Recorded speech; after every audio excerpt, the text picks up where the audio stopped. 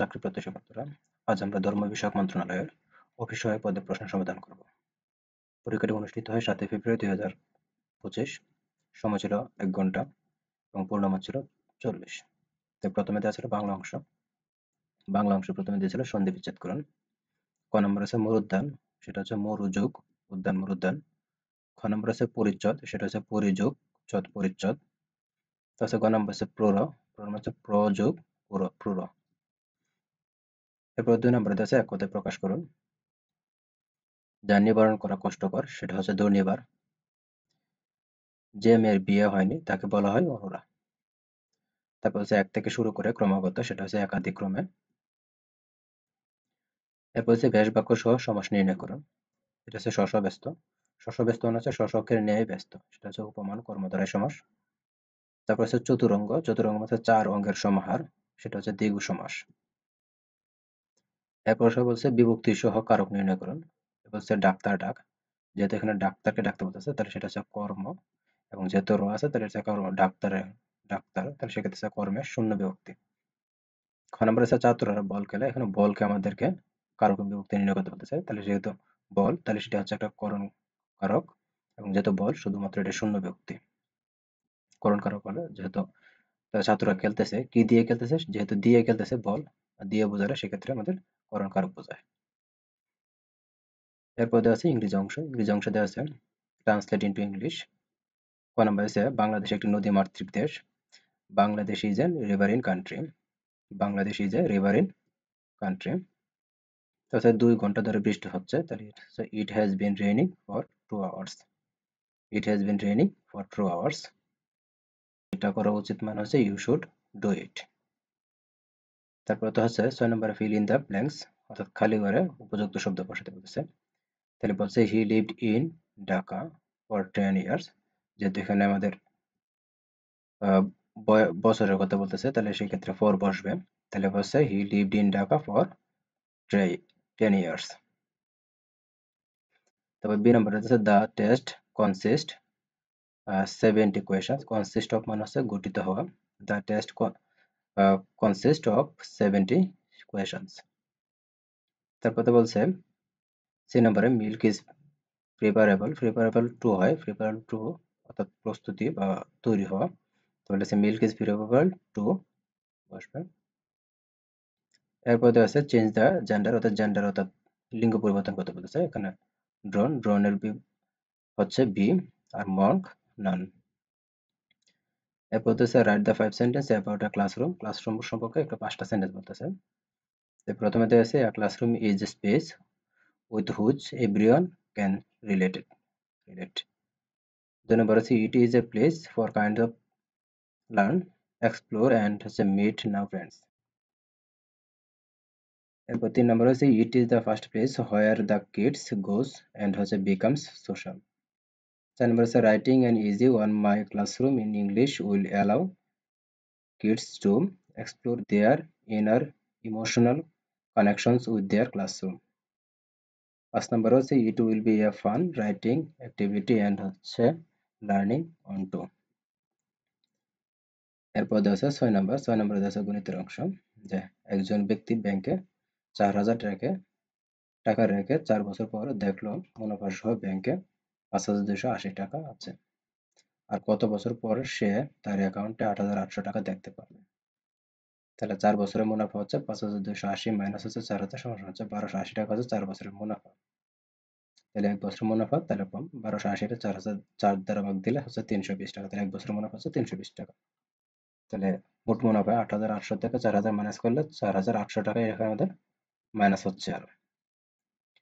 তাহলে 8800 টাকা মুনাফা হতে মোট সময় লাগবে 8800 ভাগ হচ্ছে 320, যেহেতু 1 বছরে 320 টাকা মুনাফা হয়, তাহলে সমান হচ্ছে 15 বছর এখানে।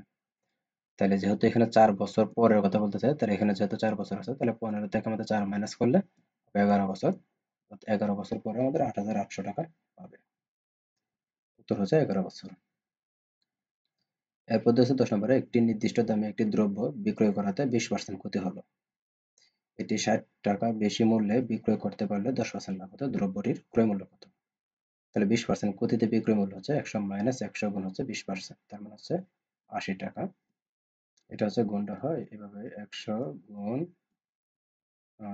গুণ হচ্ছে এই দিক দিয়ে হচ্ছে 20 আর নিচে হচ্ছে 100 হয় এরকম ভাবে হয়, এটা 20% দিছে।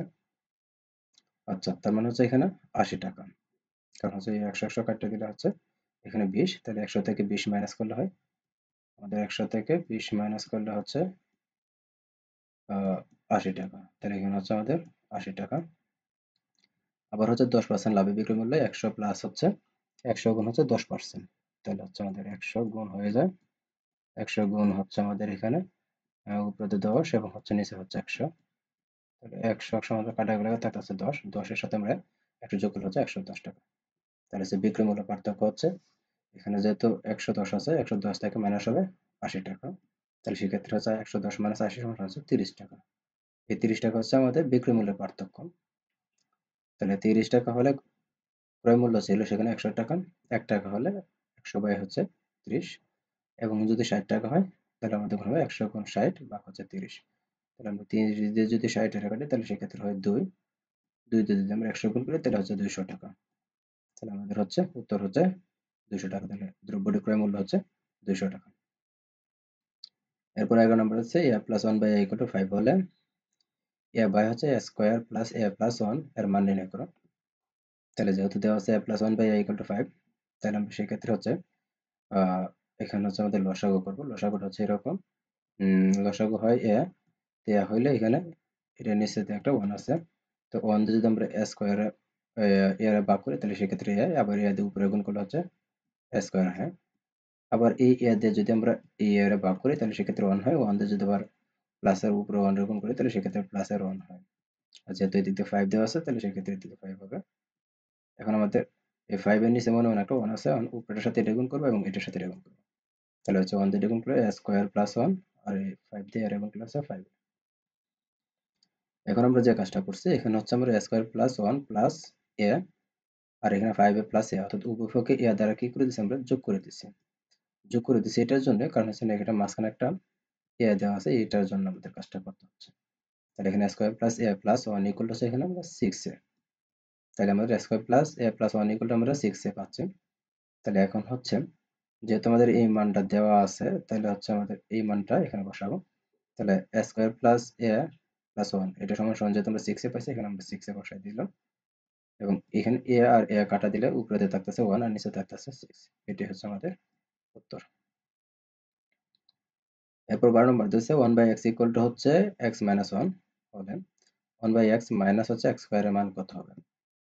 তাহলে সেই ক্ষেত্রে দেওয়া আছে 1 বাই এক্স ইকুয়াল টু হচ্ছে x মাইনাস 1, তাহলে হচ্ছে আমাদের বা হচ্ছে এখানে 1 রাখবো ইকুয়াল টু হচ্ছে আমাদের এটা হচ্ছে আমাদের এদিক দিয়ে নিয়ে আসবো, অর্থাৎ এটার নিচে একটা 1 আছে, আমরা এই 1 দিয়ে 1 এর গুণ করলে হচ্ছে 1, আবার এই x দিয়ে গুণ করলে হচ্ছে x, x এর গুণ করলে হচ্ছে x স্কয়ার, আবার x দিয়ে 1 এর গুণ করলে হচ্ছে এখানে x। তাহলে সেক্ষেত্রে আমাদের বাম পাশে যে x স্কয়ারটা ছিল এই x স্কয়ারটা আমরা ডান পাশে যে x স্কয়ারটা ছিল সেটা বাম পাশে নিয়ে আসলাম, এবং এদিক দিয়ে 1 যেটা ছিল সেটা হচ্ছে আমরা ডান পাশে নিয়ে আসলাম। তাহলে সেই ক্ষেত্রে হচ্ছে এখানে মাইনাসের xটা প্লাসের হয়ে যাবে, এটা প্লাসের যেমনটা ছিল সেটা হচ্ছে এদিক দিয়ে মাইনাস হয়ে প্লাস হয়ে যাবে, অর্থাৎ এটা হচ্ছে এরকম যেমন x স্কয়ারটা মাইনাসের ছিল প্লাসের ছিল, এদিক দিয়ে মাইনাস হয়ে যাবে, এদিক দিয়ে মাইনাসের x ছিল আর মাইনাসের 1 ছিল, তাহলে মাইনাস কমন নিলে হচ্ছে এদিক দিয়ে x স্কয়ার ইকুয়াল টু হচ্ছে x প্লাস 1। আচ্ছা, যেহেতু আমাদের এখানে ডাকটা দেওয়া ছিল 1 বাই x মাইনাস x স্কয়ারের মান কত, তাহলে 1 বাই x এর মান তো আমাদের দেওয়া আছে x মাইনাস 1, এখানে যে x মাইনাস 1 এখানে এটা পরিবর্তে আমরা এটা লিখবো, এবং x স্কয়ারের মান আমরা পাইছি x প্লাস 1, এখানে x প্লাস 1।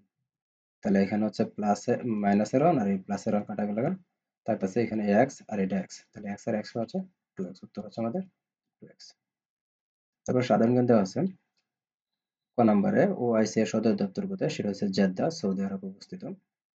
বিশ্ব ব্যাংকের সদর দপ্তর কোথায়, সেটা হচ্ছে ওয়াশিংটন ডিসি।